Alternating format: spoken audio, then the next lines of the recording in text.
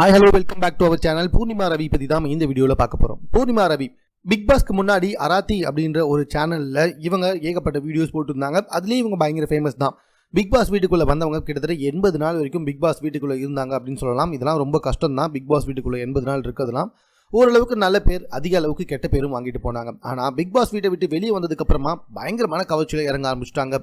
இப்படிப்பட்ட கவர்ச்சி இவங்க காட்டுவாங்களா அப்படின்றது நம்ம எல்லாருமே யோசிச்சுட்டு தான் இருந்தோம். பட் ஆனால் இன்னும் கூட அதிக அளவு நான் கவர்ச்சி காட்டுவேன் அப்படின்னு சொல்லிட்டு சமீபத்தில் ஒரு வீடியோ வெளியிட்டு இருக்காங்க. அதில் உச்சக்கட்ட கவர்ச்சியில் இருக்காங்க பூர்ணிமா ரவி. இது எல்லாமே சினிமா வாய்ப்புக்கு தான்.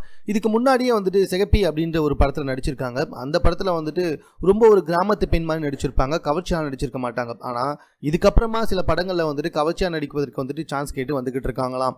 மேலும் படத்துக்கு தேவையான நான் இவ்வளோ கவர்ச்சியாலும் நடிக்க தயார் அப்படின்ற மாதிரியும் சொல்லி வந்துகிட்டு இருக்காங்களாம். ஸோ இதனால தான் தன்னுடைய சமூக வலைத்தள பக்கத்தில் உச்சக்கட்ட கவர்ச்சியான புகைப்படங்களையும் வீடியோக்களையும் வெளியிடுவதை தற்போது ஆரம்பிச்சிருக்காங்களாம் பூர்ணிமா ரவி.